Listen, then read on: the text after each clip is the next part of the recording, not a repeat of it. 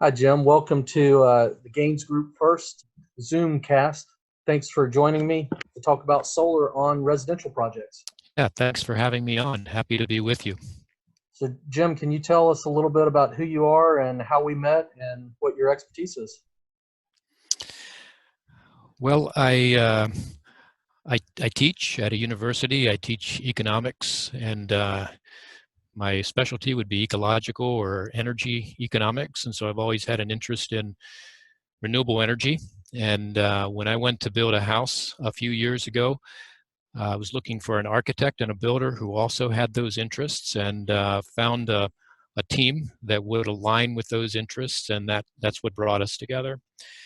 We ended up building a house, the image that you see in the background of your video feed, and that was designed from the outset as a carbon neutral or climate neutral house in operations.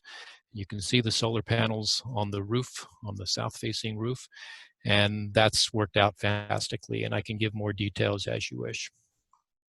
So, you and I and Eric Beck with Beck Builders, who built the house, we worked a lot on picking out the systems for the house to make it as energy efficient as possible. And we ran into some prizes with that, and you're working on a book that kind of outlines that. Maybe we want to visit those in more depth in a future Zoom chat. For this conversation, I really want to focus on solar. What I've learned from you from a financial point of view, and from Eric, who owns a solar installation company, is that solar is just a great investment for residential if you meet some criteria. Can you talk a little bit more about the financial piece of adding solar to a house and why solar on a house is important? The challenge I think that most homeowners face is that they see this big upfront cost to install solar, and they know that there's going to be this long-term benefit, the production of energy every month that displaces what you would otherwise buy from your electric utility, but it's difficult to put all that together. We can't do that in our minds. We need to get a spreadsheet or some kind of calculator out to do that.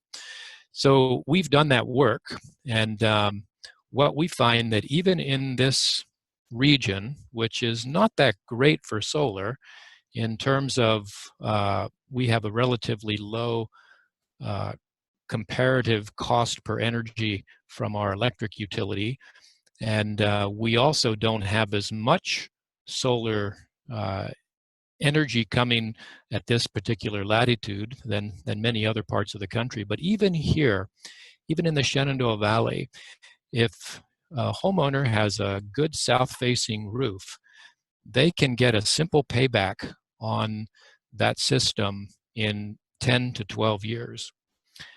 Now, if you add the cost of funds, which would be if you would have a loan, a solar loan, or you get a line of equity, a line of credit on your home, then you get a payback of closer to 15 to 18 years. But the solar system will last well beyond 30 years.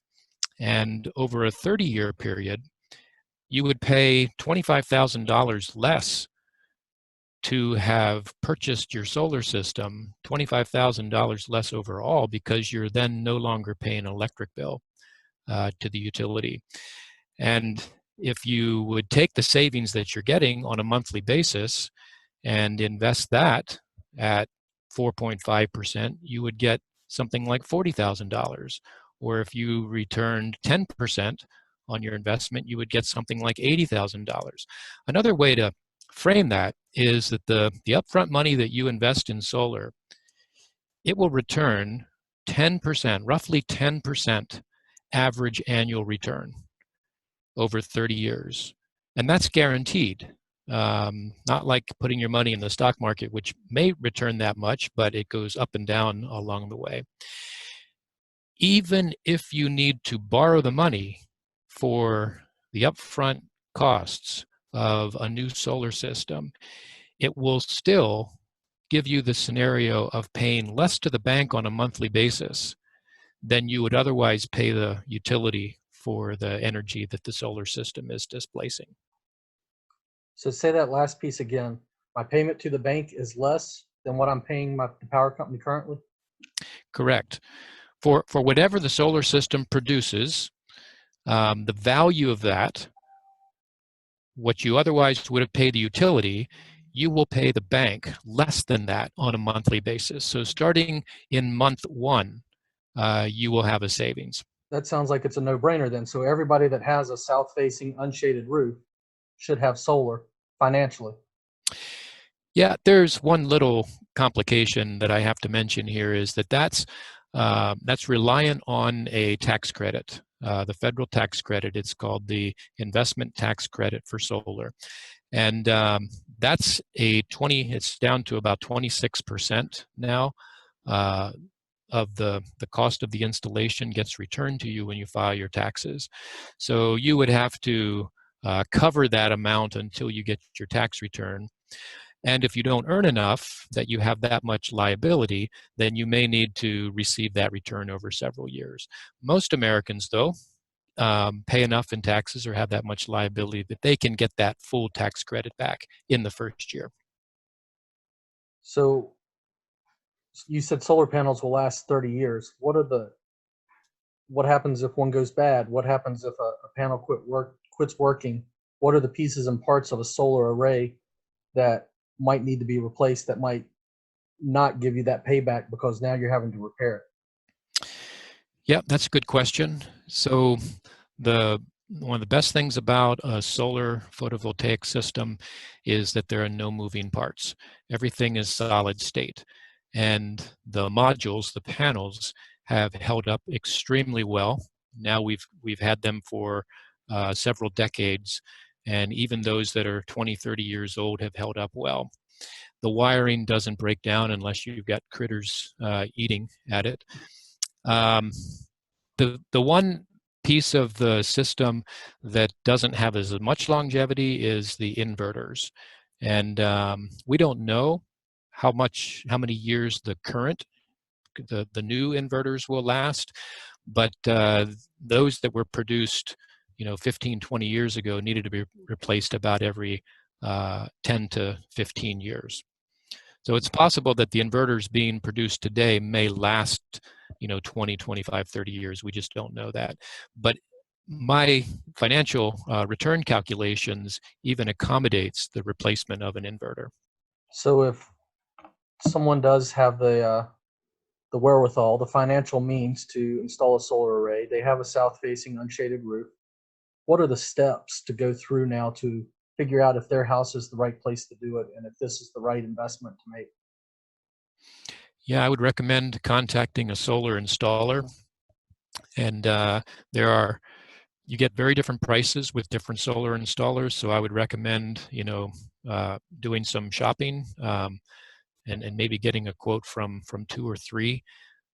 They will likely look at your facility either in person or on a satellite view to make sure that you don't have shading issues.